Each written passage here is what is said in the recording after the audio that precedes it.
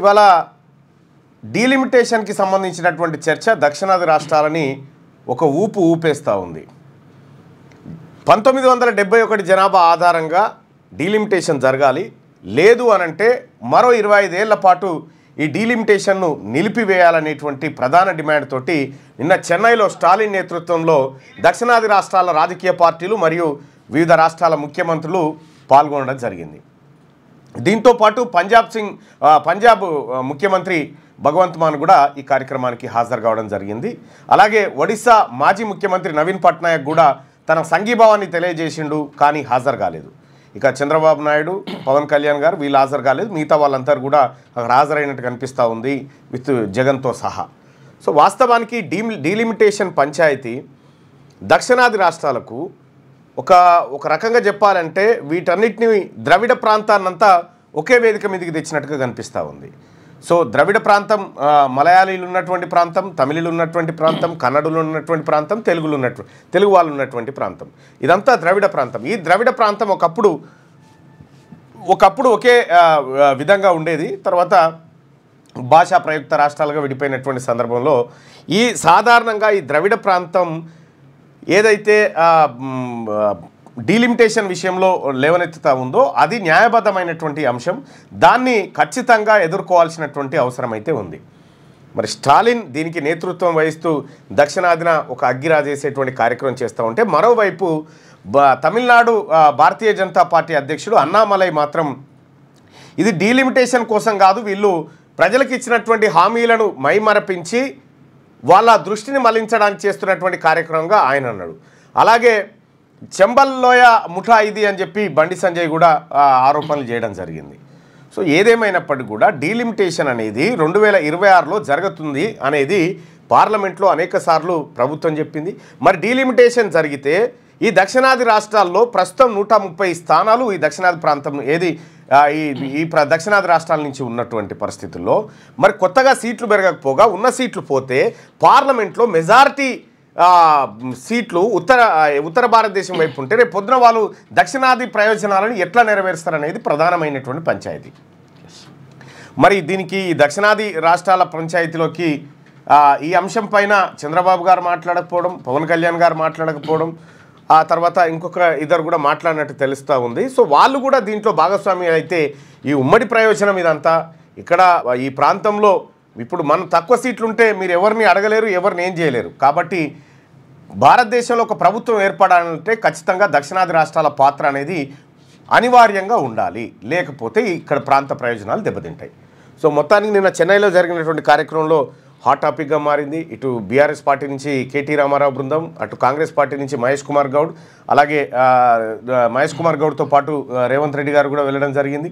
అలాగే ఇక స్టాలిన్ గారి కొడుకు ఉదయనిధి, తర్వాత డీకే శివకుమార్, అటు పినరై విజయన్ గారు, ఇట్లా భగవంత్ మాన్ గారు, ఇట్లా అందరు కూడా దాదాపుగా ఈ పార్టీల వాళ్ళందరూ అక్కడికి రావడం జరిగింది. సో మరి అది ఎక్కడికి దారి తీస్తుంది? ప్రధానంగా వాళ్ళు చేస్తున్నటువంటి డిమాండ్ డీలిమిటేషన్ ప్రక్రియ చేస్తే మొత్తం పెరిగేటువంటి సీట్లలో 33% సీట్లు దక్షిణాదికి ఇవ్వండి, లేదు అంటే 25 సంవత్సరాల పాటు దీన్ని వాయిదా వేయండి అనేటువంటిది ప్రధానంగా చెప్తున్నటువంటి మాట, ఈ డిమాండ్. సో ఈ అంశం ఇట్లా ఉంటే ఇక అసెంబ్లీలో హాట్గా చర్చ జరుగుతూ ఉంది. బడ్జెట్లో కేటాయింపులు, బడ్జెట్ వ్యవహారం పైన అసెంబ్లీలో విపక్ష నాయకులు ప్రభుత్వాన్ని గట్టిగా నిలదీస్తూ ఉన్నారు. ప్రభుత్వం కూడా సేమ్ టైం గట్టిగా అదే స్థాయిలోనే కౌంటర్ ఇచ్చేటువంటి ప్రయత్నం చేస్తూ ఉంది. ఇది అసెంబ్లీకి సంబంధించినటువంటి అంశం. అయితే ఇక మూడో అంశం ఏది హుస్నాబాద్ పొన్నం ప్రభాకర్ గారు ప్రాతినిధ్యం వహిస్తున్నటువంటి హుస్నాబాద్ అసెంబ్లీ కాన్స్టిట్యున్సీలో తెలంగాణ ఉద్యమకారుడు, తెలంగాణ కోసం సినిమా తీసినటువంటి రఫీ మీ అందరికీ గుర్తే ఉంటుంది.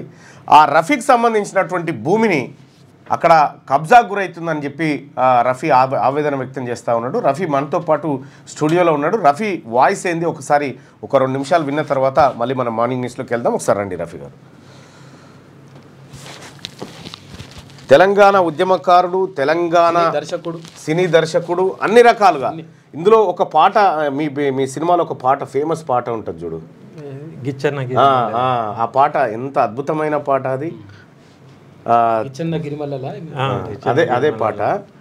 తెలంగాణ నావజాగుతున్నదో అని చెప్పి చాలా అద్భుతమైనటువంటి పాట. అయితే తెలంగాణ కోసం ఆస్తులు అమ్ముకొని సినిమాలు తీసి ఉద్యమం చేసినటువంటి రఫీ గారు తెలంగాణ రాష్ట్రంలో తన భూమి కబ్జాకు గురవుతుంది అనేటువంటి ఆలోచన ఆ రోజు వచ్చినంటే బహుశా ఈ సినిమా తీయడం కానీ ఈ ఉద్యమం చేయడం కానీ ఉండకపోతుండేనేమో బహుశా. అవునా? అంటే మేము ఎక్స్పెక్ట్ చేయలే ఇట్లా అవుతుందని కూడా అనుకోలే. ఈ సెకండ్ సాటర్డేనే షాక్కు గురైనాం మేము. సెకండ్ సాటర్డే నుంచి అసలు ఏం జరిగింది? ఏం లేదు, ఇప్పుడు 265 సర్వే నంబర్ మా పెద్దలు గుడికి ఇచ్చేసిండ్రు. ఎక్కడ? హుస్నాబాద్లో. హుస్నాబాద్లో 265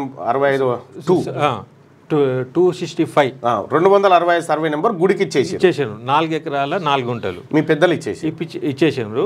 మాకు 4 అన్నదమ్ములు. ముస్లిం సామాజిక వర్గం కదా, హిందూ గుడికి ఇచ్చేసిరా? అంటే మత సామరస్యానికి నిదర్శనంగానే అప్పటి నుంచే మాకు కొద్దిగా సోషలిస్ట్ ఐడియాలజీ. అయితే మా తాత మసీద్ కట్టింది కాబట్టి దీన్ని కూడా డిస్టర్బ్ చేయొద్దు, వీళ్ళ పట్టా ల్యాండ్లో ఒక చిన్న దేవత ఉండేది, వాళ్ళను జరపడం కంటే అది ఇచ్చేయడం బెటర్ అని డిసైడ్ అయ్యండి ఆయన. వాళ్ళ సెంటిమెంట్ని డిస్టర్బ్ చేయొద్దని. అయితే వాళ్ళు కూడా పలహారాలు అవి మాకు పంపేటోళ్ళు, మా పండుగ అయితే వాళ్ళు వచ్చేటోళ్ళు. ఇట్లా హుస్నాబాద్ ఒక మంచి గ్రామం అది. అక్కడ ఉద్యమకారులు ఉన్నారు, మంచి ఆలోచన పరులు ఉన్నారు. ఇప్పటిదాకా కూడా గిబ్జాలు ఇట్లాంటి హిస్టరీయే లేదు అక్కడ. ఒక్కని భూమి ఒకడు ముట్టడు. ఈ సెకండ్ సాటర్డేనే ఒక ఘోరమైన అది జరిగింది. మేము కొద్దిగా సెన్సిటివ్ కూడా, ఇట్లాంటి ఎన్నడూ చూడలేము. అయితే అక్కడ గోడలు కూడా కట్టుకోరు ఊర్లల్లో, ఖుల్లానే వదిలేస్తారు. అట్లాంటి డౌట్లు కూడా ఉన్నాయి. ఇప్పుడు హైదరాబాద్లో అంటే ఇంత భూమి కొన్నా గోడ కడతారు, గేట్లు పెడతారు, టెన్షన్లు ఉంటాయి. హైదరాబాద్లో జరిగే కబ్జా సంస్కృతి ఇప్పుడు అక్కడ స్టార్ట్ అయింది. బాధకరం ఏంటంటే మేము ఒక మంచిగా ఉండాలనే దాంతో ఇచ్చిన దానికి ఆడ దేవుణ్ణి అడ్డం పెట్టుకొని కబ్జా చేస్తుండ్రు. అది చాలా పొరపాటు. ఎందుకంటే భూమి మధ్యలో ఒక చిన్న దిమ్మె కూడా కట్టిండ్రు. ఎందుకంటే సెంటిమెంట్ రగిలిచ్చేస్తే కోట్లు కూడా ఏం చేయలేవు అనుకొని అంత మితిమీరిపోయి చేయవలసిన అవసరం ఏంది? ఒకటి మమ్మల్ని అడిగితే అది కూడా ఇచ్చేస్తూ మేము ఇది ఇచ్చినప్పుడు మాకు అవసరం అని అడగచ్చు కదా. ఈ దొంగతనంగా రాత్రి లైట్లు పెట్టి చేసుడేంది? ఆల్రెడీ అది కోట్ల స్టేటస్కో ఉన్నది. స్టేటస్కో ఉన్నప్పుడు మేము కూడా పోవడానికి వీల్లేదు. అంత మితిమీరిపోయి చేసేస్తున్నారు. అయితే ఈఓని పోయి అడిగినాం, అరే ఇదేం పద్ధతి అంటే గ్రామస్తులు అడిగినారు, మేము కాదు. గ్రామస్తులు నేను మొన్న పోయినప్పుడు చెప్పినప్పుడు ఈఓ ఏమంటుండు, నేను ఉద్యోగస్తుని, ఏమన్నా ఉంటే మంత్రితో మాట్లాడుకోను అన్నాడు. పొన్నం ప్రభాకర్ మంత్రి, ఆయనతో మాట్లాడుకోను అంటున్నారు. ఏం మాట్లాడాలి నాకు అర్థమైతలేదు. ఫస్ట్ కొండ సురేఖ గారి దగ్గరికి పోయినాం. ఎండోమెంట్ మీరు బద్నాం అవుతారు, మీరు రక్షణ ఇచ్చేది పోయి గవర్నమెంట్ ప్రైవేట్ కబ్జా చేసుడు ఫస్ట్ హిస్టరీలో ఉంటుంది.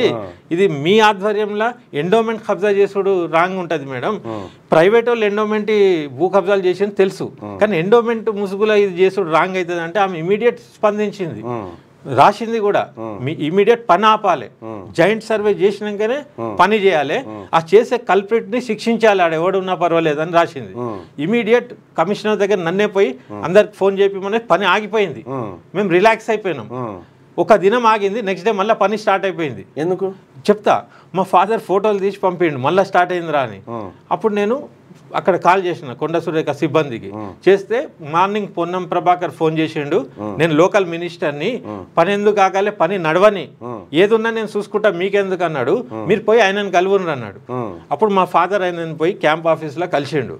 కలిస్తే పని ఎందుకు ఆపాలి, పని నడవని ఏమన్నా ఉంటే కోట్లు ఏమన్నా తేలితే ఆ గేట్లు ఆ పిల్లర్లు మీకే అయితే అంటుండట. నా భూమిలో నాకు గేట్లు ఎందుకు, ఆ పిల్లర్లు ఎందుకు, నా భూమిలో నువ్వు తవ్వుడేంది అని మా ఫాదర్ హర్ట్ అయిపోయిండు.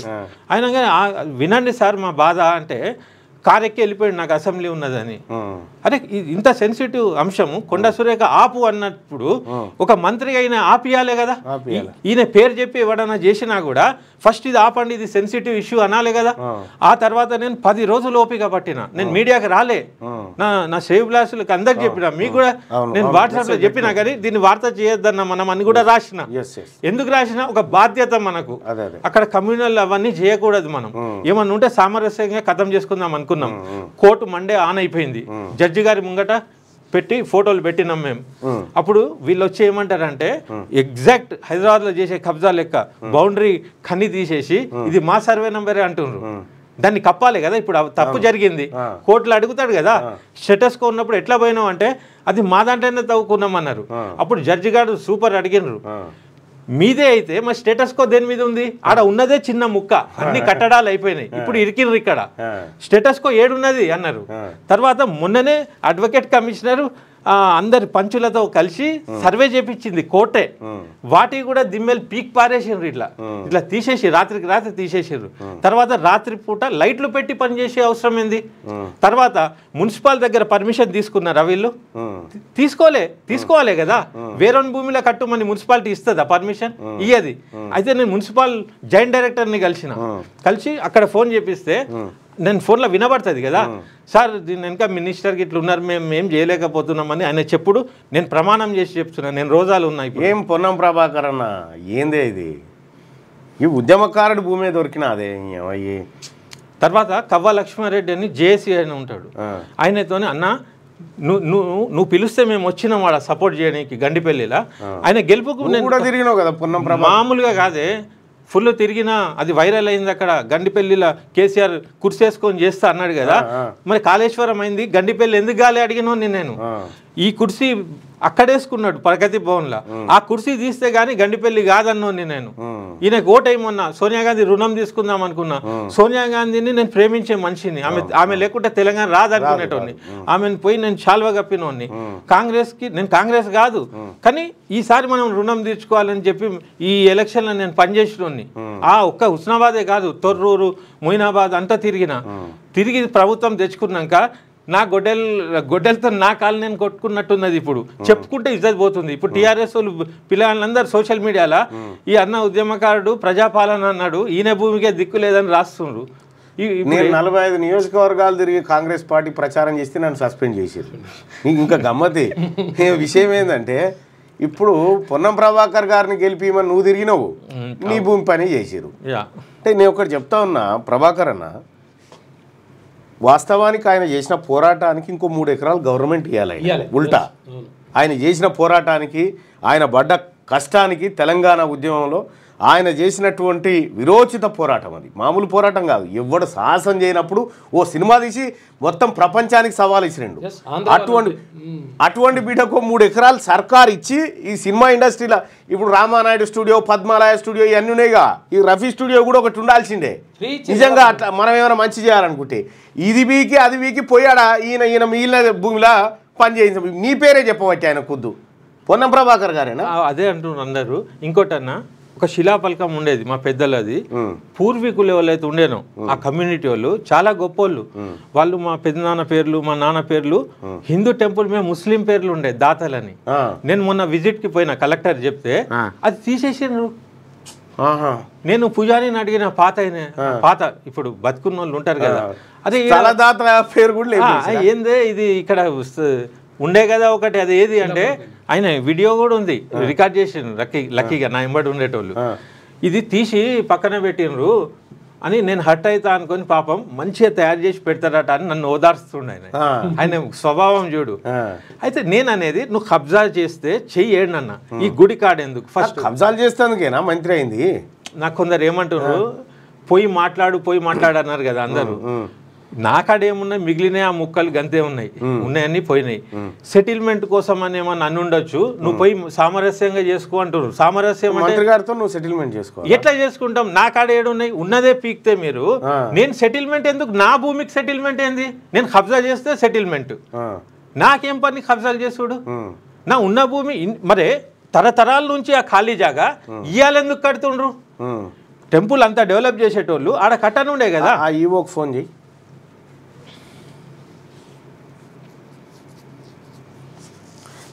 గింత అన్యాయము నిజంగా బాలేదు పొన్నం ప్రభాకర్ అన్న. ఈ వ్యవహారం అయితే చాలా గలీజ్గా ఉంది. ఎందుకంటే ఇప్పటికి నేను వాస్తవానికి ఆయన అప్పుడు చెప్పినప్పుడే బాయ్సాబ్ కొద్దిగా కూల్ అని చెప్పిన అన్న తర్వాత ఆయన నాకు పంపి కూడా 10 రోజులే నిన్న ఫోన్ చేసి ఆయనే బతిలాడు, అన్న నేను వస్తాను మార్నింగ్ న్యూస్ కంటే ఇక తప్పనిసరిలో పిలవాల్సి వచ్చింది. కానీ ఒకటైతే వాస్తవం అన్న, పొరపాటు అయితే చేయకూడదన్న. వీళ్ళు ఉద్యమం చేసినటువంటి వాళ్ళు, అది ఎండోమెంట్ చేస్తుంది నాకేం సంబంధం అని నువ్వు గట్టినే అనొచ్చు, కానీ నీ పేరే చెప్తా ఉన్నాడు ఈయన. ఎండోమెంట్ మినిస్టరే అది ఆపమని చెప్తా ఉంటే ఆపకపోతే ఇక మరి మీరున్నట్టే కదా. ఫోన్ మాట్లాడుతుంది ఇక్కడ. నిన్న మున్సిపల్ కమిషనర్ ఒక లైవ్లో అంటాడు, నువ్వు ఎందుకు ఆపలే, నీ డ్యూటీ కాదా అని అంటే, సాటర్డే సండే చేసింది సార్, మేము ఎట్లా ఆపగలుగుతాం అంటే. సాటర్డే సండే నాకు జీతం ఇస్తలేరా? కాదు, సాటర్డే సండే ఇల్లు ఎందుకు చేయాలి ఫస్ట్? అదే కదా, ఫస్ట్ ఇల్లు ఎందుకు చేయాలి? సాటర్డే సండే చేసే పనులన్నీ ఇవే పనులు అన్నట్టు. మంత్రి పొన్నం ప్రభాకర్ గారు మీ మీద ఆరోపణలు వస్తా ఉన్నాయి.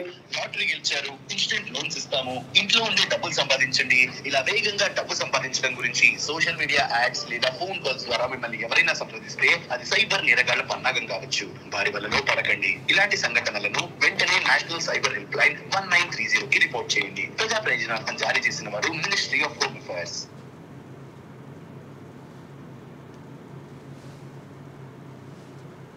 కిషన్ రావు గారు, కిషన్ రావు ఈవో.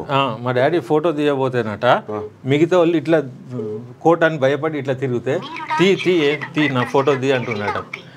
అందుకే నా మెదడు ఉన్నదా, ఆ కోర్టు ధిక్కారం అవుతుంది. అది మున్సిపల్ కమిషనర్ కూడా చేయొచ్చు. ఆయన ఈ లాటరీ ఏందో, ఈ వాయిస్ ఫస్ట్ టైం ఒకసారి వస్తే ఓకే. పొన్నం ప్రభాకర్ గారికి నేను ముందే కాల్ చేసిన, కాకపోతే ఆయన వేరే బండ్లు ఉన్నాడని వాళ్ళ సిబ్బంది చెప్తారు. మరి అందులో ఏడుండా తెలియదు. 2 నెంబర్లకు చేసినా కానీ ఆయన స్పందించలేదు. సో వాస్తవానికి పొన్నం ప్రభాకర్ గారు ఆయన రఫీ అంటే తెలంగాణలో తెలియనోడు లేడు. తెలంగాణ ఉద్యమకారుడు. అసలు ఆ రోజుల్లో ఉన్నాయన్నీ అమ్ముకొని తెలంగాణ కోసం పెట్టినటువంటి రఫీకే ఇవాళ ఈ పరిస్థితి ఉంటే ఇక ఏం చెప్తారో అర్థం కావట్లేదు ఇక ఈ వ్యవహారం అంతా. ఇక ఆయన మెసేజ్ కవ్వ లక్ష్మణరెడ్డి, పొన్నం ప్రభాకర్, పొన్నం చూసిన టెక్స్ట్. నమస్తే సార్, ఇది మీరు చదువుండ్రి, వాళ్ళకి అర్థమవుతుంది. నమస్తే సార్, ఒక విజ్ఞప్తి. ఎల్లమ్మ గుడి హుస్నాబాద్ సంబంధించి రఫీ ఫోన్ చేసినాడు. వారి తాతలు 4 ఎకరాలు 4 గుంటలు గుడికి ఇచ్చినారట. అది ఓను మిగిలిన భూమి విషయంలో పద్మశాలి వారితో వివాదం ఉండి కోర్టులు పరిధిలో ఉందట. స్టేటస్ కోలో ఉన్న భూమిలో దేవాలయం వారు గేట్ పెడుతున్నారని, ఆ విషయం గురించి అఫ్సర్ గారు నిన్న మిమ్మల్ని కలిస్తే కట్టుకొని కోర్టు తీర్పు మీకు అనుకూలంగా వస్తే మీకే అవుతుంది అన్నారట. మేము గుడికి భూమి ఇచ్చినాము, భూదానం ఇచ్చిన మమ్మల్ని ఇబ్బంది పెడుతున్నారని బాధపడుతున్నారు. పనిని ప్రస్తుతం ఆపమని కోరుతున్నారు, ఆలోచించగలరని అభిప్రాయపడుతున్నారు. ఆపేస్తాం అని చెప్పండి అని చెప్పి పొన్నం గారు పెట్టినట్టుగా ఉంది. ఇప్పుడు పని జరిగితేనే కదా ఆపే గురించి అంటారు. ఆయన ఏమనాలి? ఒక మంత్రిగా కొండ సురేఖ చెప్పినట్టు ఎవడే ఆడు చేసేది అట్టెట్లా చేస్తారు? ఫస్ట్ ఆపండి, తర్వాత నేను పెద్ద మనిషిగా అదేందో సర్వే చేయించి చేపిస్తా అనాలనా? ఇక్కడ క్లియర్గా అర్థం. మరి పోతావా ఏమన్నా సెటిల్మెంట్కు? ఏమున్నదని సెటిల్మెంట్? గిదే సెటిల్మెంట్. ఇక గిది సెటిల్మెంటే, ఇప్పుడు వచ్చిందే సెటిల్మెంట్కి. అరే ఆయన మాతో మంచి సంబంధాలు పెట్టుకుంటే తప్పేమున్నది? మేము ఆయనను ప్రేమించే మనుషులమే కదా. నేను ఎందుకు సపోర్ట్ చేసిన? పార్లమెంట్లో జై తెలంగాణ అన్నాడు ఒకటి, ఏదో బీసీ బిడ్డ అని ఒకటి. ఆ 2 తప్పితే ఆయన ఎవడు మనకి ఎందుకు సపోర్టు? ఇప్పుడు మా ఊరు కూడా ఇక్కడి నుంచి పోయి ప్రచారం చేసి మా ఊర్లో దేశం చిన్నమల్లయ్య అని ఉండే గౌడు. ఆయన చాలా గొప్ప మనిషి. అయితే నా స్ట్రాటజీ ఏముండే, దేశం మల్లయ్య జాగాలో ఈయనని పెట్టచ్చు, మళ్ళా పునరావృతం అవుతుంది, బాగుంటుంది అనుకొని తెలంగాణ అన్నోడు కదా అనేది ఆయన సర్టిఫికేట్. ఆయన నాకు ఏందో కూడా తెలియదు. గుడ్డిగా పోయినా ఆమె ఎవరు ప్రియాంక గాంధీ మా ఊరికి వచ్చినప్పుడు నాకు ఫోన్ ఆయనే చేసిండు. ఏడున్నావు రా అంటే, నేను హైదరాబాద్లో ఉన్నా, చేరలేనందువల్ల పని పెట్టుకొని ఆయనకు ఎట్లన్నా చేయాలి, గెలిపియాలని కంకణం కట్టుకొని పని చేసినాం. నేనే కాదు, మా ఫాదర్ అందరు కూడా, మా పాత వాళ్ళందరికి కుల పెద్దలకి ఏం లేదు. నేనేమంటానా, నా పని ఇక ఎత్తారు వాళ్ళు. ఇక నీ లైవ్ అనగానే ఏడెత్తారు, దొంగలు భయపడతారు. నేను కూడా పోయిన కలెక్టర్ చెప్పి ఆ దిమ్మె లెక్క కట్టి ఒక గోపురం లెక్క పెట్టిర్రు. ఇంకా నయం సున్నమేయాలి. ఒకటి నేను ఇవాళ మా టీంలను పంపించి ఎంక్వైరీ చేస్తాను, చెప్పండి. ఒకవేళ అది జెన్యున్గా ఉందనుకో, అవతలైన మినిస్టరా ఎవడా అనేది నేను పట్టించుకోను బాయ్ సాబ్. అంతే, నీకు జెన్యున్గా ఉంటే నీ వైపు ఖచ్చితంగా నిలబడి. అన్న నా డిమాండ్ ఒకటే, నా 264 కోర్టు పరిధిలో ఉంది. కోర్టే కొలత చేసింది, అది కోర్టు చూసుకుంటుంది. 265 ఏదైతే గుడికి ఇచ్చినామో అది కోర్టు పరిధిలో లేదు. గవర్నమెంట్ మేము ఇచ్చిన 4 ఎకరాల 4 గుంటలు హద్దులు వేసుకోండి, దాంట్లో కట్టడాలు చేసుకోండి, సర్వే ఎందుకు చేస్తలేరు? అదే ఇక అది కూడా ఖతం చేస్తాను దాని కథ. కానీ సరే, మంత్రి పొన్నం ప్రభాకర్ గారు మీ మీద స్పష్టమైనటువంటి ఆరోపణ చేస్తూ ఉన్నాడు రఫీ గారు. ఆ భూమి కబ్జా పెట్టడానికి ప్రయత్నం చేస్తున్న వారికి మీరు అండగా నిలబడ్డారనేది ఆయన ఆరోపణ. సో ఆరోపణ కాదు, నిర్ధారణ. నిజమే, నిర్ధారణ. ఇప్పుడు మెసేజ్ చదివినావు కదా, మెసేజ్ చదవలేదా? ఇంకొక వీడియో కూడా ఉన్నది. ఆడ నేను లోకల్లో పోయినప్పుడు నేను అన్న గ్రామస్తులను, మీకేమన్నా ఇమానం ఉన్నదా, ఎట్లా మీరు ఆపలేదు, ఎట్లా కట్టర్ని ఇచ్చిండ్రు అంటే వాళ్ళు ఈఓ దగ్గర పోయినరట. పోయి ఏందే ఇది ఏం పద్ధతి అది ఇది అంటే నాకేం తెలియదు, మినిస్టర్తో మాట్లాడుకోండి, ఏదున్నా మినిస్టర్ అన్నాడు, మీరు వింటారా? వద్దులే, ఇగో నేనేమంటున్నా బాయ్ సాబ్, మీరు వెయిట్ చేయండి ఏం జరిగింది. ఇప్పుడు పలగొట్టే అవసరం కూడా లేదు. గుడికి ఇచ్చినాయి, వాళ్ళకి ఇచ్చినాయి, వాళ్ళు అనుభవించుమను. క్లియర్గా ఏం చెప్తా ఉన్నారంటే, మీకు అంత కక్కుర్తుంటే మమ్మల్ని అడిగితే గన్ని ఎకరాలు ఇచ్చిన వాళ్ళం ఈ 30 గుంటలు ఇవ్వలేమా అనేటువంటి మాట చెప్తున్నారు. కానీ వాస్తవానికి కూడా పొన్నం ప్రభాకర్ గారు ఇది తప్పు. వాళ్ళని పిలిచి ఒక మాట మాట్లాడి చెప్పనుంట్రి. కానీ వీళ్ళకో మాట చెప్పి సాటుగా మళ్ళా అది కానీ రే శనివారం ఆదివారం పనిచేయడం కోర్టు స్టే ఉన్నదాన్ని కూడా మనం ధిక్కరిస్తున్నాం అంటే ఇక మనం పంతరం ఎట్లుందో అర్థం చేసుకోవచ్చు. సర్వే ఇచ్చేస్తే అయిపోయింది. ఇప్పుడు నాకు సర్వే చెప్పి ఉండరు అంతే, వాళ్ళకి ఇచ్చిందే వాళ్ళ సర్వే వాళ్ళే చేసుకోవాలి అంతే. నాకు పంచాయతీ లేదు, వాళ్ళ సర్వే చేస్తే పంచాయతీ ఒడిచినట్టే కదా. ఇక ఆయన కర్మ ఎవడేం చేస్తాడు దానికి. కానీ మీరు డిమాండ్ చేయండి అన్న. బాయ్ సాబ్, నేను రేపు చెప్తున్నా కదా, ఇవాళ నేను మా టీమును పంపిస్తా, ఖచ్చితంగా ఎంక్వైరీ చేపిస్తాం ఏం జరిగిందో. మంత్రి గారు హస్తముందని తేలితే ఓపెన్ గా మంత్రి గారు అవినీతికి పాల్పడుతుండని చెప్పి చెప్తా. ఓపెన్ మంత్రి మీద మాకేమన్నా కక్షనా? ఎవరికేం లేదు కదా, మా భూమిని రక్షించుకోవడానికి ఎవరికేం లేదు కదా, ఎవరికేం లేదు అన్న. ఎండోమెంట్ పోతే ఒక దినం ఆగింది, మళ్ళీ మంత్రి అన్నారు. మున్సిపల్ డైరెక్టర్ దగ్గర పోతే ఒక దినం ఆగింది, మళ్ళీ మంత్రి అని సైలెంట్ అయినారు. కలెక్టర్ దగ్గర పోతే ఆర్డీఓకి చెప్పిండు ఆ దిమ్మె పీకే అని, నన్ను హుస్నాబాద్ పొమ్మన్నాడు. నువ్వు దగ్గరుండి చెప్పి వాడు చేయకుంటే నాకు మెసేజ్ ఇయ్యని ఆయన పర్సనల్ నంబర్ ఇచ్చిండు. నేను మెసేజ్ కూడా ఇచ్చిన. మళ్ళీ ఆయన రిప్లై ఐ టాక్ వన్స్ అన్నాడు. ఎవ్వరు ఏ సిస్టమ్ కూడా పనిచేసేటట్టు లేదు అక్కడ. అందరు కూడా ఆఫీసర్లు సూపర్. కానీ ఫస్ట్ దీని వెనక ఎవరు ఉన్నారో తెలియనంత వరకు గట్టిగా పనిచేసిండ్రు, తెలియగానే చల్లబడుతున్నారు. ఇది పరిస్థితి. ఇంకా డౌటే లేదు దీంట్లో. మరి ఊకే సప్పుడు వీళ్ళ నాయన ఎవరినో పిలిపించుకొని ఆ సెటిల్మెంట్ చేసుకోరాదు. పొన్నం ప్రభాకర్ అన్న ఆ భూమి మరి కావాలంటే తీసుకో, మరి అట్లనన్నా ఎంతో బుడగొట్టుకురు వాళ్ళ జీవితంలో లెక్కనా. ఇప్పుడు మాకు గట్లాంటి అలవాటు, మాకు థాట్ కూడా రాలే. ఏది సెటిల్మెంట్కు కూడా గిట్లా పిలుస్తారా అని తెలియదు.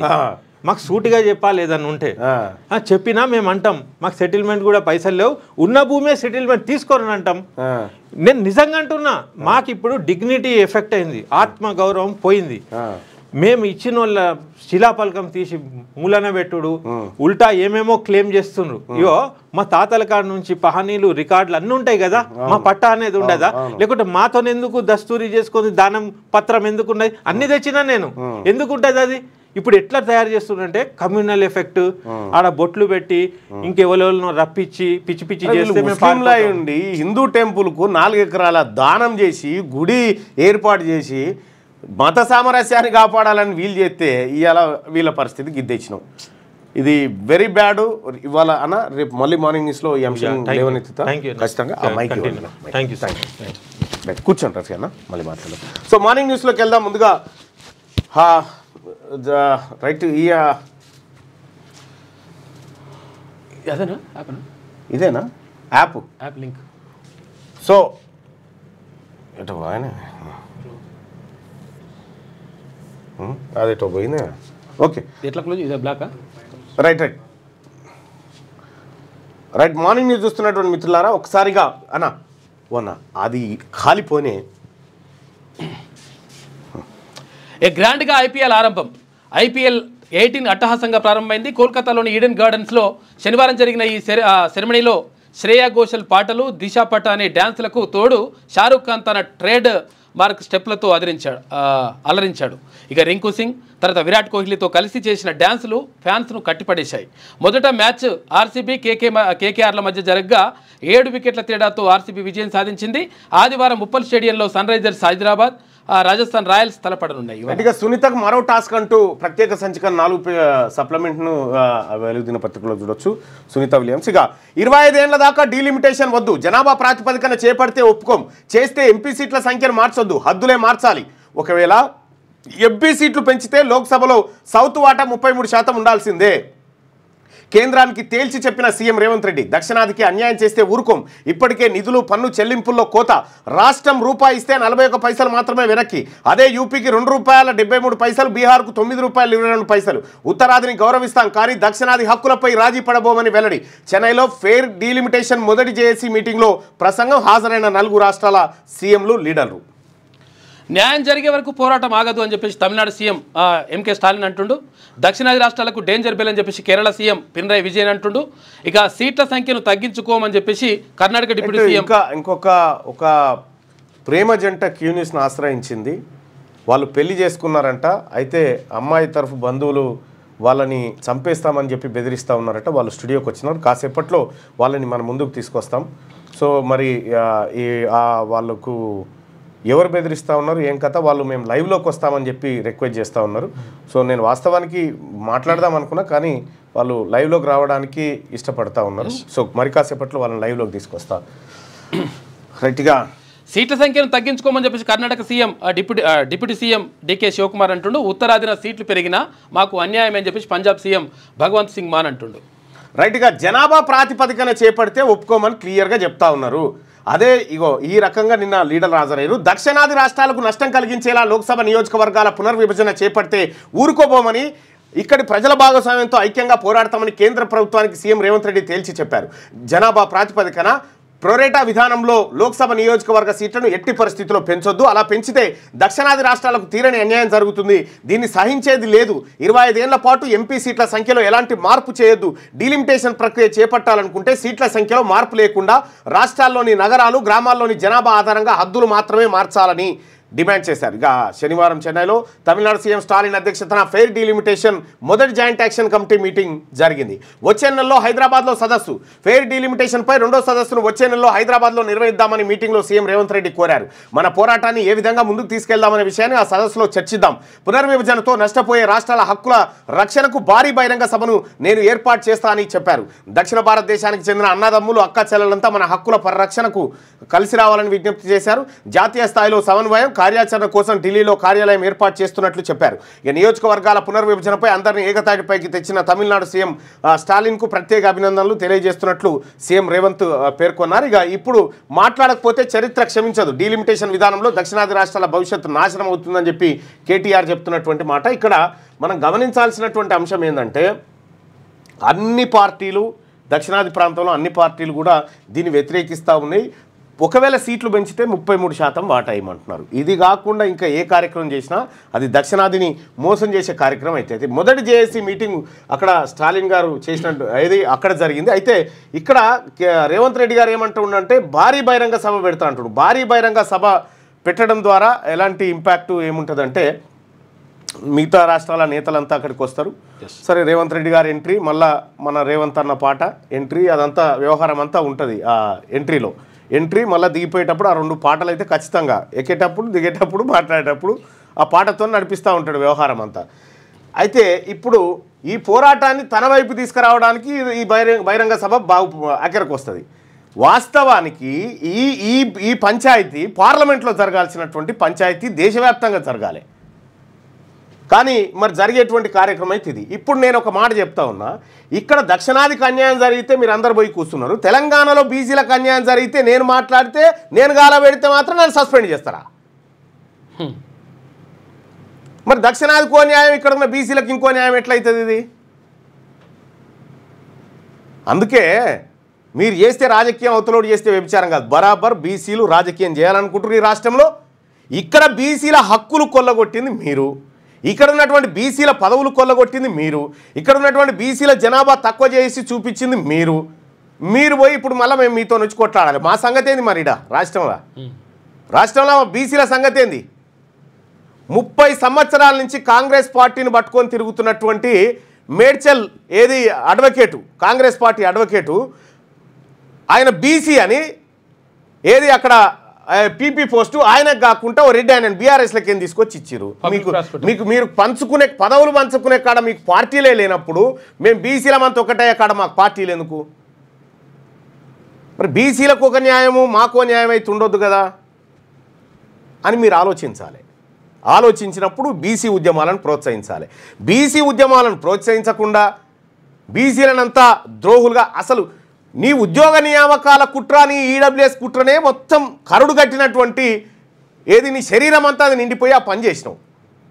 మరి బీసీలం మేము ఎందుకు చేయాలి? ఒకవేళ దక్షిణాదికి గనుక ఈ జేఏసీ ఫామ్ అయి మీటింగ్ పెడితే దానికి స్టాలిన్ నేతృత్వం వహించాలి, మా మంగళాయన నేతృత్వం వహించాలి. నువ్వు నేతృత్వం వహిస్తావు? మా బీసీ బిడ్డ నేతృత్వం వహిస్తే అక్కడ న్యాయం జరుగుతుంది. ఈ ఏం లేదు, ఇక్కడ సభ పెట్టి గదే మన రేవంత్ అన్న పాటలు ఇవి ఎంట్రీ ఎగ్జిట్ మాట్లాడేటప్పుడు అయిపోగానే ఇగో ఈ 4 సార్లు వేస్తారు ఈ పాట. మొత్తం ఈ పాట మీదనే ఉంటుంది, అందులో ఏముండదు. ఇక విషయం ఏం చెప్తా ఉన్నంటే ఇక్కడ తెలంగాణ రాష్ట్రంలో నువ్వు మెజారిటీ ప్రజలైనటువంటి బీసీలకు హక్కులు దక్కకుండా చేసి ఆడికి పోయి దక్షిణాది గురించి మాట్లాడితే ఎట్లా రేవంత్ రెడ్డి గారు సీఎం గారు చెప్పాలి కదా నువ్వు. ఇగో ఈయన నీళ్ళు వాటర్, నీళ్ళు వేరు వాటర్. కమిషన్లు రావనే మీరు రోడ్లు వేయలే. బీఆర్ఎస్ నేతలపై మంత్రి కోమటిరెడ్డి ఫైర్. 10 ఏళ్లలో కంటే 15 నెలల్లోనే ఎక్కువ రోడ్ల అభివృద్ధి. ఇప్పటి వరకు 4,000 కోట్ల విలువైన పనులు శాంక్షన్. పీపీపీ మోడల్ ప్రపోజల్ లేదు. శ్యామ్ మోడల్లో రోడ్ల డెవలప్మెంట్. రోడ్లను పట్టించుకోకుండా గత మంత్రి చండీయాగాలపైనే ఫోకస్. 7 ఏళ్ల నుంచి ఉప్పల్ ఫ్లైఓవర్ కూడా పూర్తి చేయలేదు. బుకాయించడంతో బీఆర్ఎస్ నేతలు పర్ఫెక్ట్ అని కామెంటు. మంత్రి వెంకటరెడ్డి చెప్పేవన్నీ అబద్ధాలే. బీఆర్ఎస్ నిజంగా వాస్తవానికి వెంకటరెడ్డి గారు చెప్పి అన్నీ అబద్ధాలే. ఇప్పుడు ఎవడన్నా కాగితం తీసుకొని పోయి పిచ్చోడా అయిపోతారా పో చెప్పి అయిపోయింది పో అంటాడు. ఆడికి పోతే కాదు. ఇక ఈ ఉప్పల్ ఫ్లైఓవర్ ఉందా, దీన్ని చూసిపోయింది ఇదివరకు వచ్చేసారి. ఎందుకు ఇది మార్చి పారేస్తున్నాం అయిపోతుంది అని చెప్పాడు. 7 గొంగడ అన్యం ఉంది. వాస్తవానికి వెంకరెడ్డి గారు మరి అట్లా ఎందుకు అయిపోయాడో కానీ మొత్తానికి ఆగమాగం మనిషి. ఇంకో మరి ఈయన తీసేసి ఇలా తమ్ముని పెడతారట, ఏందో మరి అది. కమిషన్లు రావానే గత బీఆర్ఎస్ నేతలు రోడ్డు వేయలేదని ఆర్ఎండ్బి మంత్రి కోమటిరెడ్డి వెంకటరెడ్డి అన్నారు. 10 ఏళ్ల బీఆర్ఎస్ పాలనలో కంటే తమ 15 నెలల కాలంలోనే రాష్ట్రంలో రోడ్ల అభివృద్ధి ఎక్కువ చేశామని తెలిపారు. గత ప్రభుత్వం 8,112 కోట్లతో 10 ఏళ్లలో 6,668 కిలోమీటర్ల రోడ్లను మాత్రమే రిపేర్లు చేసిందని, స్టేట్ బడ్జెట్లో 3,945 కోట్లు రోడ్ డెవలప్మెంట్ కార్పొరేషన్ ద్వారా 4,167 కోట్ల లోన్ తీసుకొని రోడ్లను నిర్మించిందని ఆయన గుర్తు చేసిందట. ఏమైనా ఉంటే ఈ బీబీ నగర్లో జరిగినటువంటి ట్రాన్సాక్షన్స్ ఒక్కసారి చూడ్రి. సార్ లలిత కళని గాడు ఉంటాయి బీబీనగర్ కాడ. కోతుల దెబ్బతో కొంగలు రావట్లే. ల్యాండ్కు సంబంధించి కోతుల దెబ్బతో కొంగలు రావట్లే. 100 ఏళ్లుగా ఏటా జనవరిలో ఖమ్మం జిల్లా చింతపల్లికి వలస వచ్చే సైబీరియన్ కొంగలు గత 3 ఏళ్లుగా ముఖం చాటేశాయి. కోతుల బెడతో చెట్ల కొమ్మలు నరకడంతో ఆవాసం దొరక్క రావడం లేదని అంటున్నారు. కోతులు కొంగలను కూడా రాణిస్తలేవట, కబ్జా పెట్టేసినాయి. హిందీ రచయిత వినోద్కు జ్ఞానపీఠ అవార్డు. ప్రముఖ హిందీ రచయిత వినోద్ కుమార్ శుక్లా 59వ జ్ఞానపీఠ అవార్డుకి ఎంపికయ్యారు. 88 ఏళ్ల వినోద్ షార్ట్ స్టోరీ రైటర్, కవి, వ్యాసకర్త. దేశ అత్యున్నత సాహిత్య పురస్కారమైన జ్ఞానపీఠకు ఛత్తీస్గఢ్ నుంచి ఎంపికైన ఒకే ఒక్క రచయిత వినోద్ అట. ఇక 10,953 గ్రామ పరిపాలనాధికారి పోస్టులు మంజూరు. ఉత్తర్వులు జారీ చేసిన ఆర్థిక శాఖ. జీపీఓలకు ఇప్పటికే 6,000 మంది పాత బీఆర్ఓ వీఆర్ఏల ఆప్షన్స్. మిగిలిన పోస్టులను డైరెక్ట్ రిక్రూట్మెంట్లో నింపే ఛాన్సు. గ్రామాల్లో ఇక రెవెన్యూ సేవలట. 10,953 గ్రామ పరిపాలనా పోస్టులు మంజూరు చేసేటట. ఇక అన్నదాత ఆగం. రాష్ట్రంలోని పలు జిల్లాల్లో శనివారాల్లో కురిసిన అకాల వర్షాలకు భారీగా పంట నష్టం వాటిల్లింది. ముఖ్యంగా వడగండ్లు, ఈదురుగాలుల కారణంగా వరి, మామిడి రాలి రైతులు తీవ్రంగా నష్టపోయారు. చెట్లు విరిగిపోవడం, కరెంటు స్తంభాలు కూలడంతో విద్యుత్ శాఖకు నష్టం జరిగింది. ఇక ఓడగొట్టి ఇంట్లో కూర్చోబెడితే వెలుగు దినపత్రిక అయిపోయిన తర్వాత వాళ్ళు ప్రేమ జంట ఎవరైతే కొత్తగా పెళ్లి చేసుకురో వాళ్ళని పిలుద్దాము. అయితే భరత్ ఆమెకి కొద్దిగా విక్టిమ్ని ఎప్పుడు కూడా మనం డైరెక్ట్గా చూపించకూడదు. ఓకే రైట్గా. ఓడగొట్టి ఇంట్లో కూర్చోబెడితే నేను ఎక్కడికి రావాలి? కత్తి ఒకరికి ఇచ్చి యుద్ధం ఇంకొకరి చేయమంటే ఎట్లా చేయాలని చెప్పేసి కేసీఆర్ అంటుండు. కేసీఆర్ అన్నారు రావే అని ప్రజలు ఆవేదన వ్యక్తం చేస్తున్నారు. రాష్ట్రంలో మళ్ళీ పాదయాత్రలు, ధర్నాలు, కొట్లాట మొదలైనవి. తెలంగాణకు ప్రధాన శత్రువు కాంగ్రెసే. కాంగ్రెస్ శత్రువు కాదు. కాంగ్రెస్ మంచిదే, కానీ కాంగ్రెస్ని అడ్డం పెట్టుకొని రాజకీయం చేస్తున్నటువంటి వాళ్ళు ఉన్నారు చూడు, వాళ్ళతో ప్రమాదం. కొంతమంది రాష్ట్ర సంపదపై కొన్ని గుంట నక్కలు కన్నేసినాయి. మంచి పాలన కావాలంటే మళ్ళీ చంద్రబాబు రావాలన్నట. ఇలాంటి కుట్రలను పసిగట్టి రాష్ట్రాన్ని కాపాడుకోవాలని చెప్పి వ్యాఖ్య. ఈ ముచ్చటేదో అసెంబ్లీ కాడికి వచ్చి చెప్తే ప్రతిపక్ష నాయకునివి వచ్చి అసెంబ్లీలో మాట్లాడకుండా నువ్వు ఫామ్ హౌస్ కాడ ఎంతసేపు మాట్లాడినా ఏం ఫాయిదా? రాష్ట్రంలో ప్రతిపక్ష నాయకుడు లేకపోతే సభకు కూడా గౌరవం ఉండదు. జడ్జి ఇంట్లో నోట్ల కట్టలపై సుప్రీం ప్యానెల్తో ఎంక్వైరీ అంట. 3 సభ్యులతో ఏర్పాటు చేసిన సిజేఐ ఇప్పటికే నివేదిక ఇచ్చిన ఢిల్లీ సీజే. ఇక సుప్రీంకోర్టు వెబ్సైట్లో ఫోటోలు, వీడియోలు అప్లోడ్ చేసిండ్రు. దేని ఈయన ఈ పైసలు ఉన్నాయి మొత్తం నోట్ల కట్టలు చేసిరట చూపి వెబ్సైట్లో. రైట్గా 5 లక్షల మైగ్రెంట్ల హోదా రద్దు. అమెరికాలో ఉంటున్న 4 దేశాల వలసదారులకు ట్రంప్ షాకు. త్వరలో వారిని సొంత దేశాలకు పంపుతామని ప్రకటన. క్యూబా, హైతీ, నికరాగ్వా, వెనిజులా దేశాలపై ఎఫెక్టు. సర్కార్ నిర్ణయంపై ఫెడరల్ కోర్టులో దావాలు. అమెరికా చట్టాలకు కట్టుబడి ఉండండి అని చెప్పి కేంద్రం. ఈ ఫస్ట్ అమెరికా కథ ఎట్లా అంటే, నీకు ఒకసారి స్టోరీ చెప్పినా చూడు. ఓడు ఏది సర్కస్ చేస్తుండట. సర్కస్ చూస్తానికి ఎవడొస్తలేడు. 100 రూపాయలు టికెట్ పెడితే ఎవడొస్తలేడట.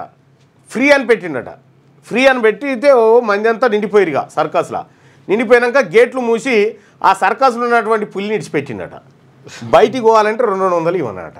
ఇగో గట్లుంది అమెరికా పరిస్థితి. అంతే. బయటికి మీరు బచాయించి బయటికి వెళ్ళిపోవాలంటే 200 ఇస్తే డోర్ తీయాలంటే గట్లుంది. ఇప్పుడు గోల్డ్ కార్డులు ఈల్డ్ కార్డులు అమ్ముతా ఉన్నాడు ఈయన. గోల్డ్ కార్డులకు మస్తు గిరాకీ. ఒక్క రోజులోనే 1000 కార్డు సేల్స్. ఒక్కోటి $5 లక్షల, మొత్తం 43,000 కోట్లు ఇన్కమ్ అట గోల్డ్ కార్డు తోటి. బస్సు ఢీకొని 10th విద్యార్థిని మృతి. హెచ్ఎండిఏ డబుల్ డెక్కర్ బస్సు ఢీకొని 10వ తరగతి విద్యార్థిని చనిపోయింది. పరీక్ష రాసిన తర్వాత తన అన్నతో కలిసి స్కూటీపై ఇంటికి వెళ్తుండగా హైదరాబాద్లోని రాయదుర్గంలో శనివారం ఈ యాక్సిడెంట్ జరిగిందట. అయ్యో, ఫ్లైఓవర్ దగ్గర జరిగింది. రైట్, వాళ్ళు వచ్చారా? ఇక ప్రేమ వివాహాలు చేసుకునే వారికి లేదంటే కులాంతర వివాహాలు చేసుకునే వాళ్ళకు 2.5 లక్షల రూపాయల ప్రోత్సాహం ఇస్తున్నామని నిన్న మొన్న బడ్జెట్లో చదివిన. నేను బడ్జెట్ పెట్టినప్పుడు చూసిన. కానీ తెలంగాణ ప్రభుత్వం మరి ఇక్కడ పెళ్లి చేసుకున్న వాళ్ళకు రక్షణ కల్పించాల్సి ఉండే. ఆ రక్షణ ఇది రాజు సరే ఏం జరిగిందమ్మా? సార్ నేను పెళ్లి చేసుకున్నాను సార్. ఓకే, आर्य समाज लो పెళ్లి చేసుకున్నాను సార్ నేను. ఎవరెవరు? हिंदी में? हाँ, हिंदी में बात कर. शादी कर ली सर मैं आर्य समाज में कुकटपल्ली के 19 मार्च को. सो मेरी फैमिली से मेरे को बहुत प्रॉब्लम है सर. मर्डर करने के लिए ढूंढ रहे सर हम लोगों को. मोकिला पीएस तक मैं जा नहीं सक रही सर. एसीपी सर तक चले गए. उन लोगों डायरेक्ट मोकिला के पास जाओ बोल रहे. लेकिन मुझे वहाँ जाना बहुत मुश्किल है सर. मेरे को मर्डर करने के लिए बहुत ढूंढ रहे सर हम दोनों को. और मेरी सिस्टर इन लॉ, उन लोगों को भी बहुत प्रॉब्लम है सर. मेरे ससुराल वालों को भी बहुत टॉर्चर कर रहे उधर गाँव में. आपका गाँव कहाँ है? मिर्जागुड़ा सर, जनवाड़ा. జన్వాడ మిర్జాగూడలో ఫ్యామిలీ ఉంటుంది. అయితే వీళ్ళు పెళ్లి చేసుకున్నారంట ఆర్య సమాజ్లో. పెళ్లి చేసుకుంటే అయితే ఇది అంటే ఎందుకు మీ వాళ్ళు వ్యతిరేకిస్తున్నారు పెళ్లిని?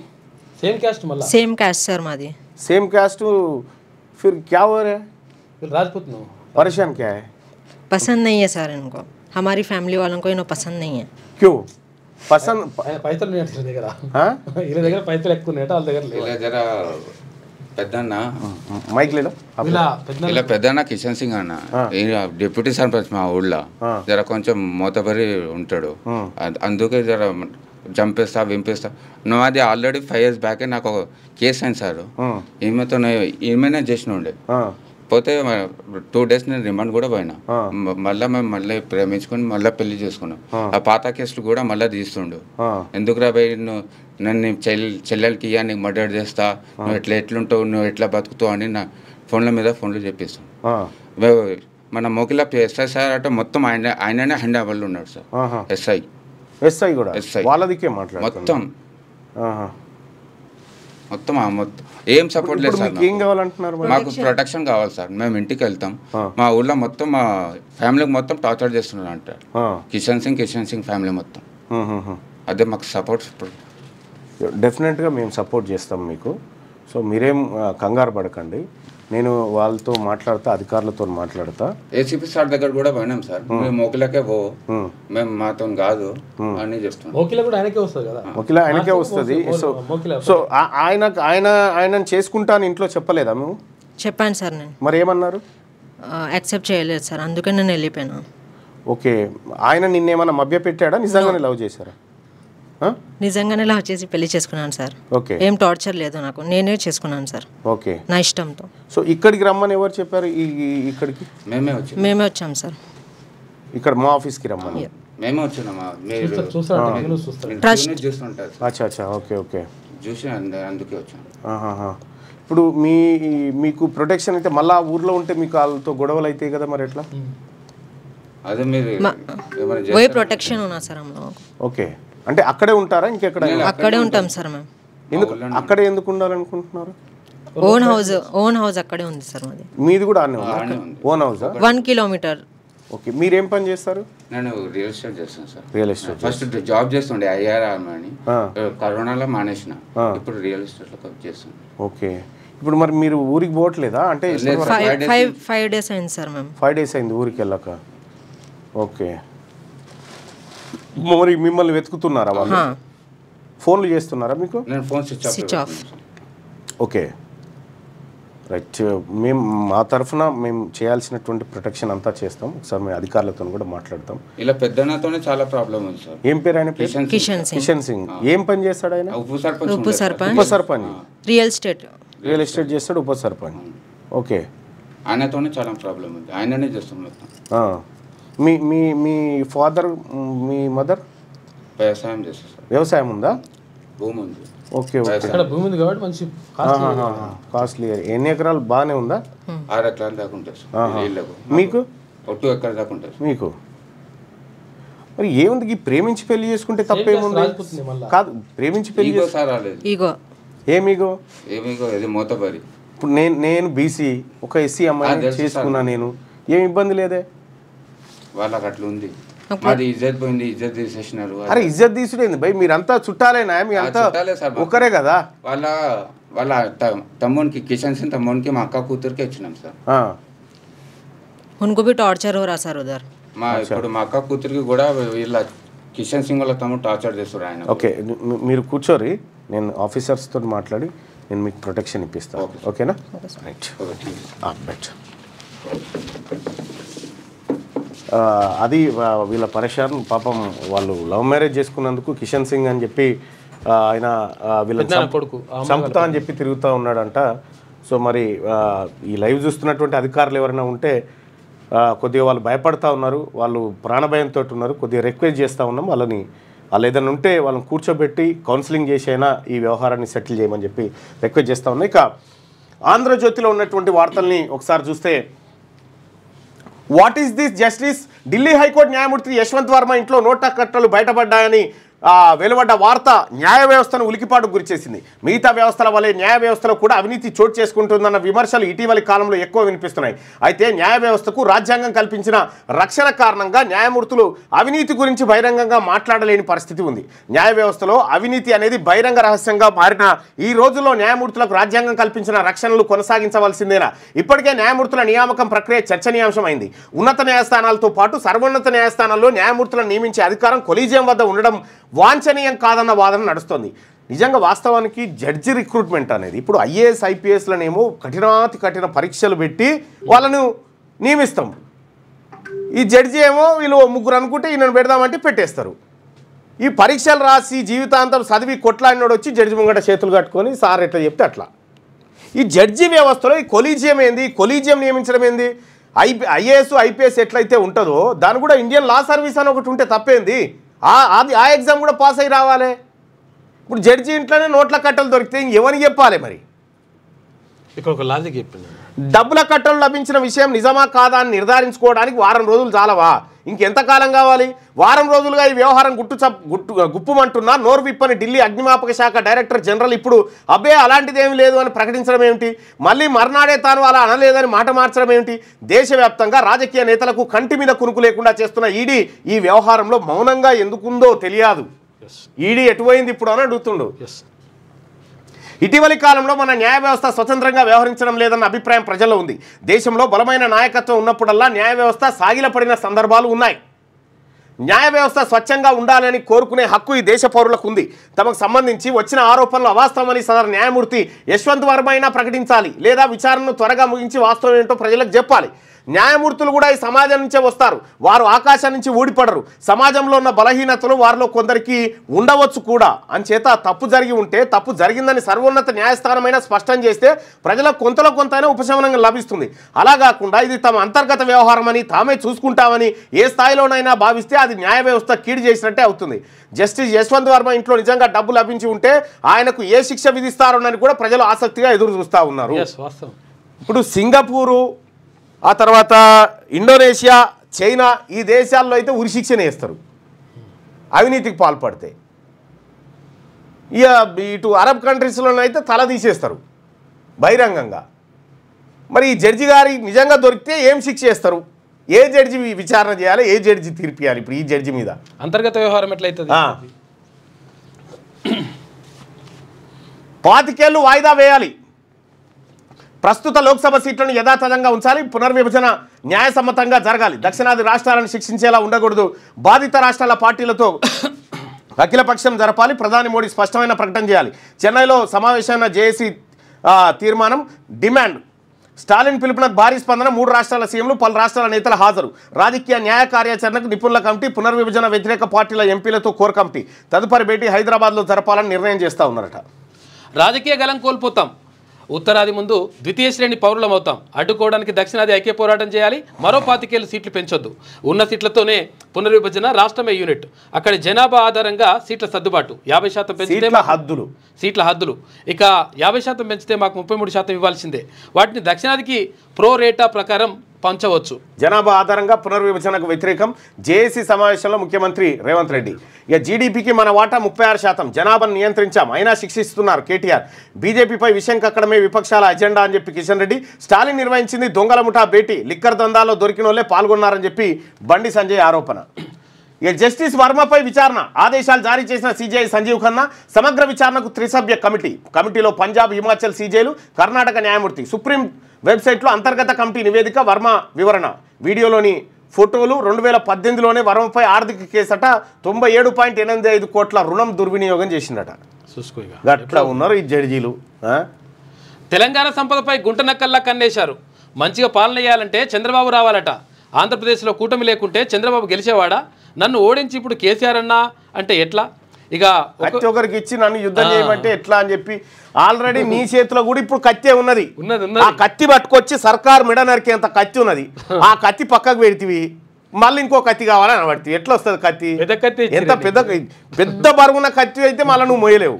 అదో పరిచయం మోతాదు నియమందం కత్తి ఇస్తేనేమో దాన్ని వాడకపోతే కత్తి సలగుండా. అందరం సంఘటితంగా ఉందాం, కేంద్రంపై ఉమ్మడి పోరాటం చేద్దాం. డీలిమిటేషన్పై దక్షిణాది అగ్రనేతల నిర్ణయం. స్టాలిన్ అధ్యక్షతన చెన్నైలో సౌత్ లీడర్స్ భేటీ.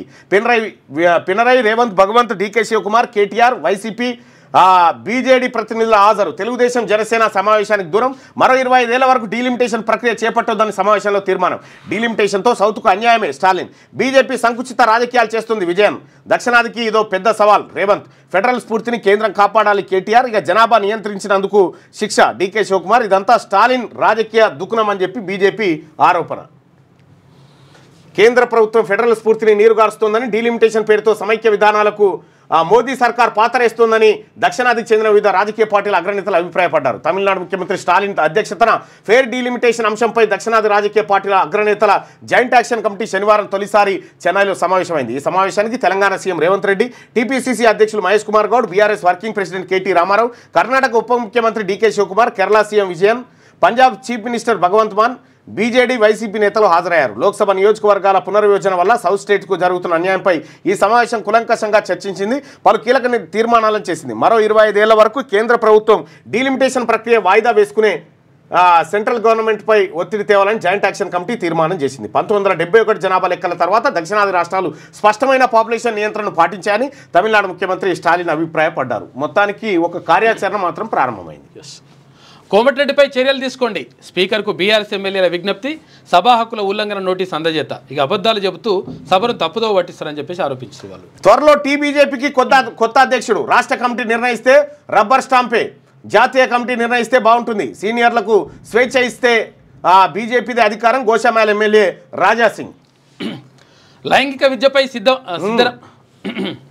దేశ విభజనకు కుట్రలు. దక్షిణాది ఉత్తరాదిగా విభజించేందుకు కాంగ్రెస్, డీఎంకే, బీఆర్ఎస్ కుట్రలు. కేంద్ర మంత్రి టీబీజేపీ అధ్యక్షుడు కిషన్ రెడ్డి చెన్నైలో మాఫియా సమావేశమని బండి.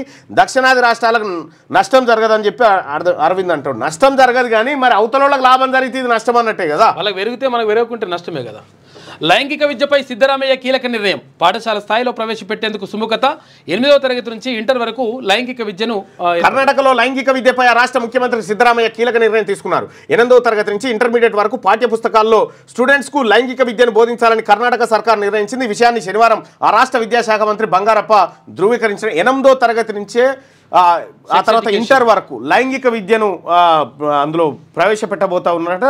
దాంతో కొంత నేర నివారణ జరిగేటువంటి అవకాశం ఉందని ఆ రాష్ట్ర ప్రభుత్వం భావిస్తున్నటువంటి మాట.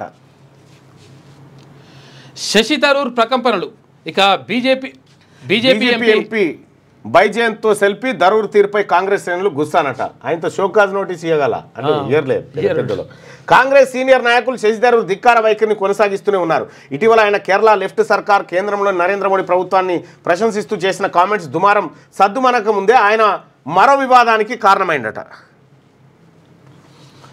భవిష్యత్తు బీఆర్ఎస్దే, సింగిల్గానే అధికారంలోకి వస్తాం, కాంగ్రెస్ ఒక్క హామీ కూడా నెరవేర్చట్లే, ప్రభుత్వ వైఫల్యాలను ఎండగట్టాలి, ఏపీలో కూటమి వల్లే చంద్రబాబు గెలుపు. బీఆర్ఎస్ అధినేత మాజీ సీఎం కేసీఆర్. మీది బంగ్లా జీవితం, నాది క్వార్టర్లో సాదా సీదా లైఫ్, నీకు నాకు పోలికనా? శాసనసభలో ఎమ్మెల్యే పాడి మంత్రి సీతక్క మధ్య ఆసక్తికర చర్చ జరిగిందట నిన్న. ఇక హమాస్ కు గట్టి ఎదురు దెబ్బ.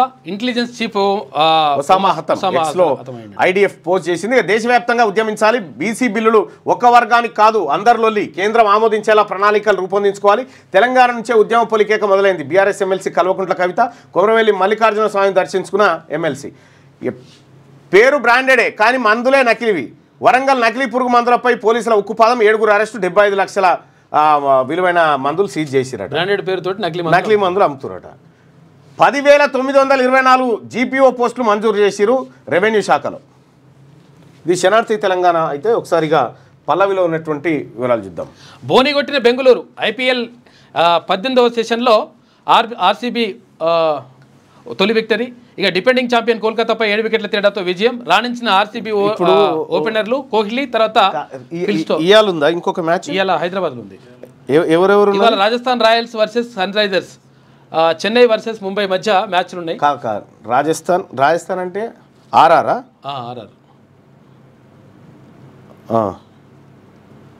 Sun Risers Hyderabad. RR SRH.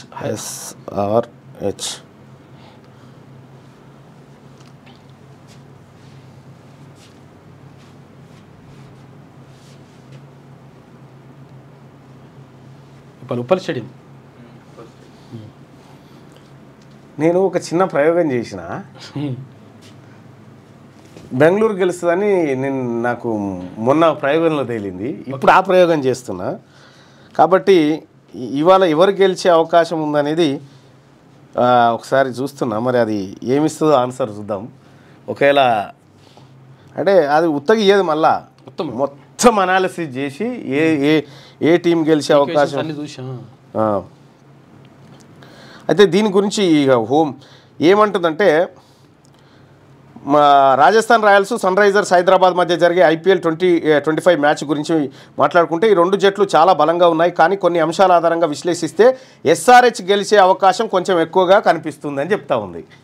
దానికి హోమ్ అడ్వాంటేజ్ అని ఒకటి, బ్యాటింగ్ లైనప్ అని ఒకటి, ఆర్ఆర్ బలహీనతలు, కెప్టెన్ సంజు శాంసన్ గాయం కారణంగా ఆడడం అనుమానంగా ఉంది. హెడ్ టు హెడ్ అట. గతంలో ఈ రెండు జట్లు 20 సార్లు తలపడగా ఎస్ఆర్హెచ్ 11 సార్లు గెలిచిందట. అయితే ఆర్ఆర్ తరఫున యశస్వి జైస్వాల్, రియాన్ పరాగ్ ఫామ్లో ఉంటే వారి స్పిన్ బౌలింగ్. అయితే మొత్తానికైతే ఎస్ఆర్హెచ్ గెలిచేటువంటి అవకాశం ఉందని చెప్పి, ఎస్ఆర్హెచ్ గెలిచే ఛాన్స్ 60 నుంచి 65% ఉందట. Sunrisers Hyderabad. మరి ఏం జరుగుతుంది? హైదరాబాద్ నేను మొన్న ప్రయోగం చేస్తే మొత్తం విశ్లేషణ అంతా చేసి వీళ్ళు గెలిచే ఛాన్స్ ఉందని చెప్పింది. అదే జరిగింది. రైట్. వినోద్ కుమార్ శుక్లాకు జ్ఞానపీఠ అవార్డు 4వ పేజీలో. చైనా దురాక్రమణలు ఎన్నటికీ అంగీకరించమని భారత్. ఇక సింగిల్గా మళ్ళీ పవర్లోకి వస్తాం. సింపుల్గా సింగిల్ ఎంత తేడా ఉంది చూడు. ఒక్కడే వస్తాడట కాక. తెలంగాణ కోసం ఎంతవరకైనా పోరాడేది బీఆర్ఎస్ మాత్రమే. కాంగ్రెస్ పాలనలో రాష్ట్ర సమస్యల వలయంలో చిక్కుంది. నోటికొచ్చిన హామీలు ఇచ్చి అధికారంలోకి వచ్చాక ఒక్క హామీ కూడా నెరవేర్చట్లేదు. బెల్లం చుట్టూ ఈగలు చేరినట్టు రాష్ట్రాన్ని దోచుకోవడానికి కొందరు సిద్ధంగా ఉన్నారు.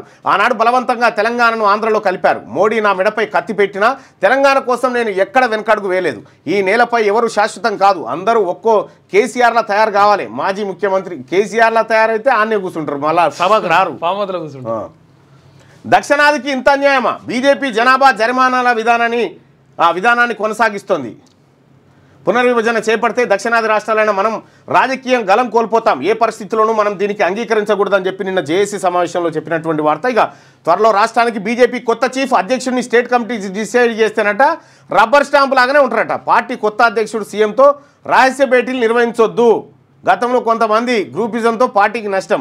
ఎమ్మెల్యే రాజాసింగ్ మరోసారి సంచలన కామెంట్స్ అట. రాష్ట్ర అధ్యక్షుడు పదవి రేసులో లేనన్న కేంద్ర మంత్రి బండి సంజయ్.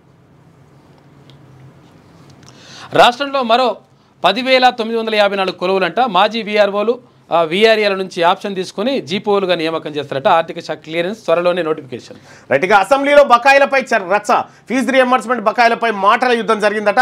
మాజీ మంత్రి హరీష్ రావు, మంత్రి సీతక్క మధ్య వాడివేడి చర్చ. 2 ఏళ్లుగా బిల్లులు మంజూరు కాక కాలేజీలు మూతపడే పరిస్థితి ఉందన్న హరీష్ రావు. గతంలో బకాయిలు పెట్టినట్లు బీఆర్ఎస్ పై బురద తల్లుతున్నారంటూ మాజీ మంత్రి కామెంట్స్. బీఆర్ఎస్ 4,341 కోట్ల బకాయిలు పెట్టిందని మంత్రి సీతక్క సమాధానం. వారి వల్లే విద్యార్థులు ఎన్నో ఇబ్బందులు పడ్డారంటూ కౌంటర్. ఇద్దరి పుణ్యం. ఆన్లైన్ గేమింగ్ వెబ్సైట్లపై కొరడ. 357 బెట్టింగ్ యాప్స్, వెబ్సైట్లు నిలిపివేత. 2,400 గేమింగ్ల బ్యాంక్ అకౌంట్లు బ్లాక్ అట. 126 కోట్లను ఫ్రీ చేసిన డీజీ 126 కోట్లు నేటంలా. డీజీజీఐ బెట్టింగ్ యాప్స్ హవాలా మనీ లాండరింగ్ ద్వారా డబ్బులు విదేశాలకు తరలిస్తున్నట్టు గుర్తింపు. అలాగే యూట్యూబర్ సన్నీ యాదవ్పై పోలీసులు లుకౌట్ నోటీసులు. అతను విదేశాల్లో ఉన్నట్టుగా గుర్తించిన పోలీసులు. ఇక చెన్నైలో దొంగల ముఠా సమావేశం. లిక్కర్ దొంగలు, ల్యాండ్ మాఫియా ఒక్కటై భేటీ అయ్యారు. కేంద్ర మంత్రి బండి సంజయ్ మండిపాడు. స్టాక్ మార్కెట్ పేరుతో 1,22,00,000 మోసం. యూపీకి చెందిన ఓ వ్యక్తిని అరెస్ట్ చేసిన హైదరాబాద్ సైబర్ క్రైమ్ పోలీసులు. నిందితుడి నుంచి 11 ఏటీఎం కార్డులు, 2 సెల్ ఫోన్లు, 11 సిమ్ కార్డులు స్వాధీనం. నిందితుడిపై దేశవ్యాప్తంగా 23 కేసులు ఉన్నట్టుగా గుర్తింపు. ఇక అవన్నీ అపోహలే. డీలిమిటేషన్కు విధి విధానాలు ఇంకా ఖరారే కాలే. ఇలాంటి నిర్ణయం తీసుకోముందే కొందరి హడావిడి. స్టాలిన్కు దురద పుడితే రేవంత్, కేటీఆర్ అక్కడికి వెళ్ళి గోకుతున్నారు. స్వార్థ రాజకీయాల కోసం కేంద్రం మీద బురద తల్లుతున్నారు. కాంగ్రెస్ డీఎంకేపై ప్రజల్లో తీవ్ర వ్యతిరేకత పెరిగింది. అందుకే ఈ ప్లాన్లు. దక్షిణాది రాష్ట్రాలకు అన్యాయం జరుగుతుందని సరికొత్త కుట్రలకు తెరలేపారు. దక్షిణ భారతదేశానికి సంబంధించి వీళ్ళ సర్టిఫికేట్ మాకు అవసరం లేదు. ఫేర్ డీలిమిటేషన్ జేఏసీ భేటీపై కేంద్ర మంత్రి కిషన్ రెడ్డి మండిపడినటువంటి వార్తను ఇందులో చూడొచ్చు. ఇక సాక్షి దినపత్రికలో ఉన్నటువంటి వార్తలు చూస్తే ఇక ఈడెన్లో మెరుపులతో మొదలు. ఐపీఎల్ తొలి పోరులో బెంగళూరు ఘన విజయం సాధించింది. 7 వికెట్ల తేడాతో ఓడిన కోల్కతా. ఇక కోహ్లీ సాల్ట్ అర్ధ సెంచరీ రాణించిన కృణాల్ పాండ్యా. సందడిగా ఐపీఎల్ ప్రారంభోత్సవం. ప్రారంభ కార్యక్రమంలో షారుఖ్ ఖాన్ పేర్లు డిఫరెంట్గా ఉంటాయి చాలా. రైట్గా శుక్లాకు జ్ఞానపీఠ అవార్డు దక్కింది. ఛత్తీస్గఢ్కి చెందిన ప్రఖ్యాత హిందీ రచయితకు. ఇక తాత్కాలిక హోదా రద్దు. క్యూబా, హైతీ, నికరాగ్వా, వెనిజులాకు చెందిన 5.32 లక్షల మందికి గల చట్టపరమైన రక్షణలను రద్దు చేస్తున్నట్టుగా అమెరికా తెలిపింది. గ్లేసియర్లు మటుమాయం. ఏటా రికార్డులు బద్దలు కొట్టే స్థాయిలో నమోదవుతున్న ఉష్ణోగ్రతల దెబ్బకు భూమి మీద మంచు నిల్వలు కరిగి నీరైపోతున్నాయట. రైట్గా విమాన సేవలు పునరుద్ధరణ. 18 గంటల పాటు మూతబడిన లండన్లోని హిత్రూ విమానాశ్రయంలో విమానాల రాకపోకలు తిరిగి మొదలైనాయట. మళ్ళీ నీళ్లు, అన్నదాత కన్నీళ్లు. ఇక 3 బోర్లు ఫెయిల్ అయ్యాయి. అడుగంటిన జలం. లక్షలు ఖర్చు చేసి బోర్లు వేస్తున్న అందని భూగర్భ జలాలు. ఇప్పటికే రాష్ట్ర వ్యాప్తంగా దాదాపు 1,00,000 ఎకరాల్లో ఎండిపోయిన వరి. మిగతా పంటనైనా కాపాడుకుందామని అన్నదాతల ప్రయత్నాలు. అప్పులు చేసి 2-3 బోర్లు వేస్తున్నా చేకూరని ప్రయోజనం. చివరికి పొలాలను పశువులకు వదిలేస్తున్న తీరు, ముదురుతున్న వేసవి, మరింత పడిపోతున్న జలాలు. తమను ప్రభుత్వం ఆదుకోవాలంటూ వేడుకుంటున్న రైతులు. అయ్యా నీటిపారుదల శాఖ మంత్రి గారు, ఈ పంటలు ఎండిపోతా ఉన్నాయి, ఆగమవుతుంది, రైతులు బోర్లు వేసి మళ్ళా పాతకాలం వస్తుంది. ఈ చిత్రంలోని రైతు పేరు గోగి హరిప్రసాద్. యాదాద్రి భువనగిరి జిల్లా రామన్నపేట మండలం భోగారం గ్రామానికి చెందిన ఈయన 6 ఎకరాల్లో వరి సాగు చేశాడు.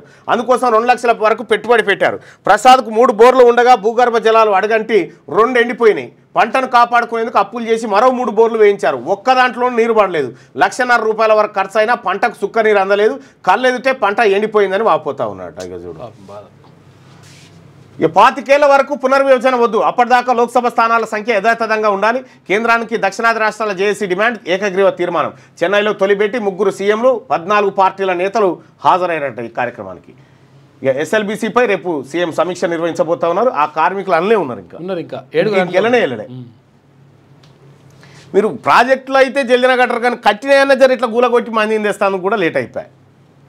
7 ఉన్నారు ఇంకా, ఒకటి వెళ్ళింది కదా.